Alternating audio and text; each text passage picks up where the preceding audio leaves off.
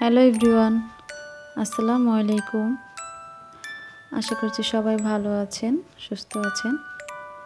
আলহামদুলিল্লাহ, আল্লাহর অশেষ রহমতে আমরাও ভালো আছি। চলে আসলাম নতুন আরেকটি ব্লগ নিয়ে। আর আজকের ব্লগটি শুরু করেছি সুন্দর একটি সকাল দিয়ে।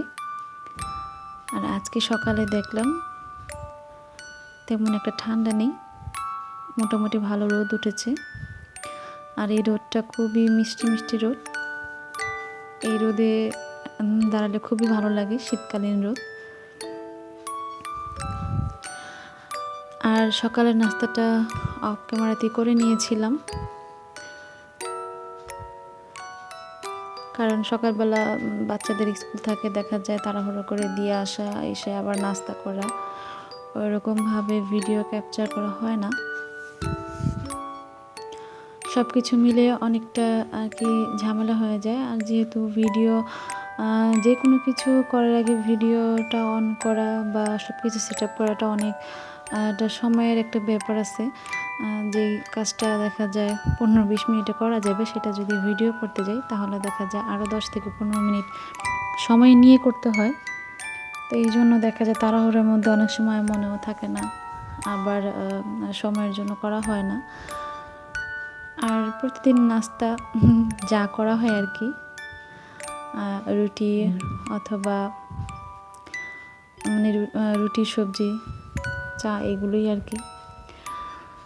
তো দুপুরের জন্য রান্না করছিলাম ইলিশ মাছ দিয়ে, সিম আলু দিয়ে, আর মুরগির মাংস রান্না করছিলাম। আর এই রান্নাটা আমি রাত্রিবেলায় করে রেখেছিলাম, কারণ আজকে তাহমিদের বাবা একটু গ্রামে যাবে। আর 4 থেকে 5 দিন আর কি থাকা হবে গ্রামে। তো এই জন্য ভাবলাম যে সকালে যেহেতু গ্যাস থাকে না, আমাদের লাইনের গ্যাস যেহেতু, তো রাতে রান্না করে রাখলে সকালে দেখা যায় বাচ্চাদেরকে নিয়ে স্কুলে যাওয়া আসা অনেকটা সময় লাগে।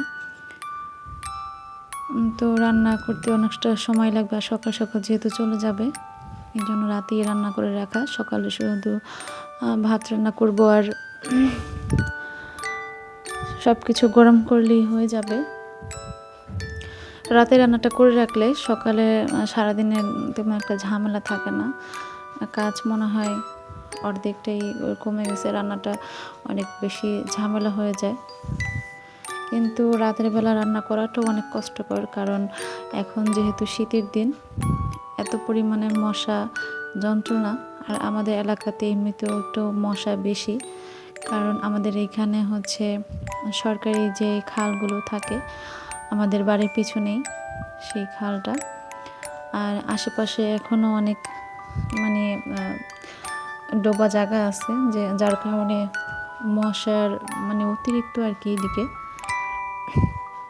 দরজা জানালা সব সময় লাগানো থাকলেও কিভাবে যেন মশা ঢুকে যায়। আর এই মশাগুলো এতটা মানে খারাপ যে মানে কোনো কিছু দিয়ে এগুলো আর কি কমানো যায় না। অ্যারোসল অথবা কয়েল জ্বালালেও এই মশাগুলো যেতে চায় না। কয়েলটা জ্বালালে ধোঁয়া হয়, এই যার কারণে একটু হলেও আর কি কমে, মশাটা কামড় মানে একটু কম লাগে, কিন্তু মশাগুলো আর কি ঘর থেকে বের হয় না। এগুলো দেখা যায় যে জায়গা মানে চিপা জায়গাগুলো থাকে, ওখানে দেখা যায় ঢুকে থাকে লুকিয়ে। পরবর্তীতে যখন কয়েলটা অফ করা হয় তখন আবার ওগুলো সব বের হয়।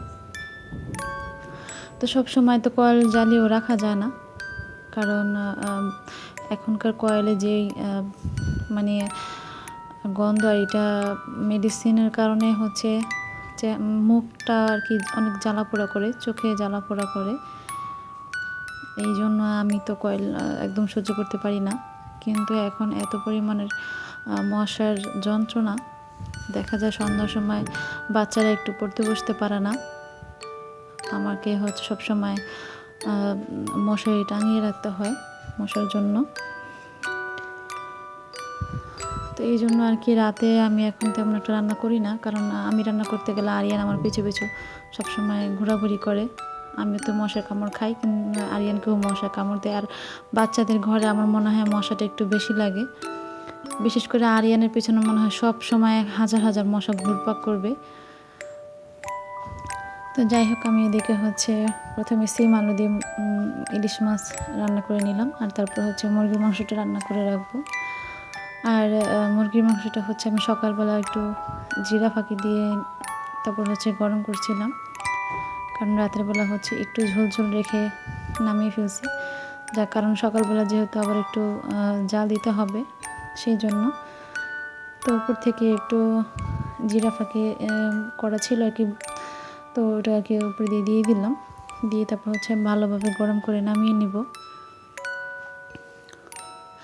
আর আমি হচ্ছে কিছু সবজি রান্না করব।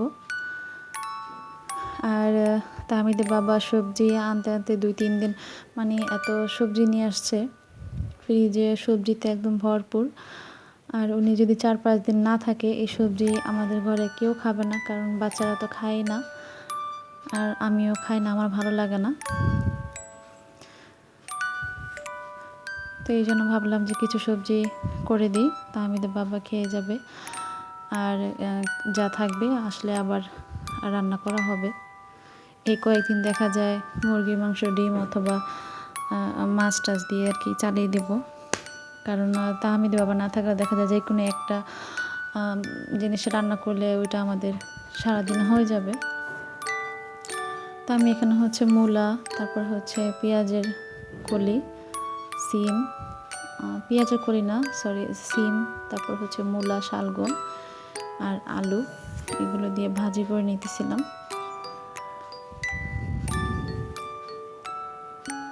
আর আমি এখানে হচ্ছে হলুদ মরিচ কিছু দিব না, এই সবজিটা আমি সাদা রান্না করব, আর সাদা এইভাবে ভাজা ভাজা করলে ভাজিটা আমার কাছে ভালো লাগে খেতে।